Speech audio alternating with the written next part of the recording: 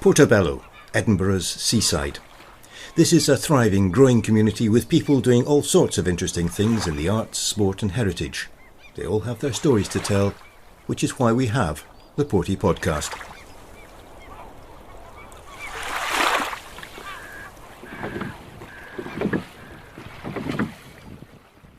Anyone who has walked along the prom or stopped at the beach house cafe will have seen the boatyard, full of dinghies, canoes, kayaks and rowing boats. This is the Portobello Sailing and Kayaking Club, or PSKC, a community club set up to encourage people to get out on the water. Only the rowing section, known as Row Porty, is a year-round activity. In fact, almost any day of the week you will see hardy folk taking their boats down to the water's edge and heading out into the Forth. Indeed, in harsher winters, they've even been seen pushing them down across frost and snow-covered sand. What people may not realise is that these rowing boats were built by the club members from kits. No wonder they're well used. Emily Ingalls currently chairs Row Porty. Row Porty is a community sea rowing organisation. We have 2 rowing boats that hold 4 rowers and a cox, and we're based in Portobello, and we launch the boat off the beach and row on the sea.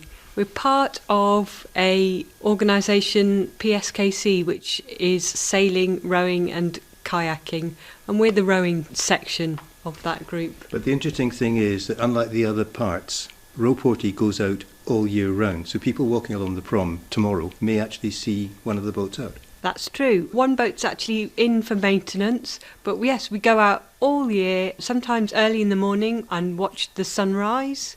We also go to different coastal places around Scotland. We've been to Lewis. We go all over. What do you get out of it? Why do you do it? It's just exciting being on the sea, and it gets you out of your everyday work life. It's exercise, you get fitness and camaraderie, just being with a group of people. Yes, because there are a reasonable number of people. I've heard there are about 80 members. That's right. Some people just row occasionally. Some people are dedicated, 3 times a week rowers. It's just what people can do or what people want to do. Some people help maintain the boats, and there's lots of different tasks to keep the whole group going. People do different things for it. Yes, it's just lovely to be out in the sea. I'm also joined by Ali Grant. You're one of the founding members, aren't you? But you've also done quite a lot of research about the history of rowing in Portobello, because it does go back a long way, doesn't it? Yeah, it goes back to, I think the first early stuff that we uncovered went back to about 1898 and possibly even earlier. You can't help look at an old postcard of Portobello, but the beach is full of rowing boats. So we're aware that rowing had quite a big place in the community in the past. We looked into the history of the role rowing had played and identified that there were 2 rowing clubs which were quite well established and quite bitter rivals at the time. We were fortunate enough to actually track down some of the surviving members of those clubs who we were actually able to communicate with and tell them about our plans, and that was a fabulous start to a project. Could you just take me through the start of the project, as you say, because you heard about these kits being available. It was a question of do it yourself, wasn't it? I'd never built a boat before and I'd never rowed a boat before. I stayed on the seafront, so I was always looking out on the water. And I just thought the idea of being able to build something that you could then use in your own environment and your own community was just the most fantastic thing to do. But at that point I had no experience of anything like that and probably no idea about what I was letting myself in for or how that initial meeting sparked off something that would actually change my life. Change your life? How? The seed of an idea was picked up by lots of different communities, and that's continued to spread not just through Scotland and England, it's gone worldwide. And to have been part of something like that right at the beginning and start making connections with communities, your neighbouring seafaring communities, and then starting to travel a little bit further afield to parts of Scotland that you'd never been to before. And then as it started to go worldwide, I've found myself in Tasmania, I've found myself in New Zealand, the connection is the St Iles skiff, the boat that we built, and I find that phenomenal actually to have been part of that. But you've also helped other local organisations, for example, Craig Royston High School, to build their own boat called Troika. So how did you get involved with that? The sport has traditionally attracted older people, and by older people I mean people 40, 50 plus, and that's representative across the whole country. That's the age group that the sport seems to have appealed to. And I think the best way to future-proof a sport and also to get young people involved is to encourage them to build boats themselves.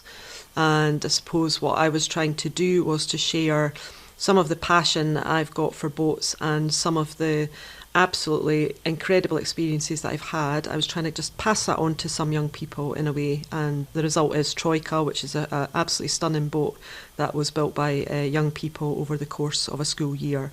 I suppose our experience of building that is we've kind of problem solved everything that people might come across in building boats with young people, and have been able to use that experience to try and support other people. That includes supporting other schools in Edinburgh, but also Perth, the Highlands, New Zealand.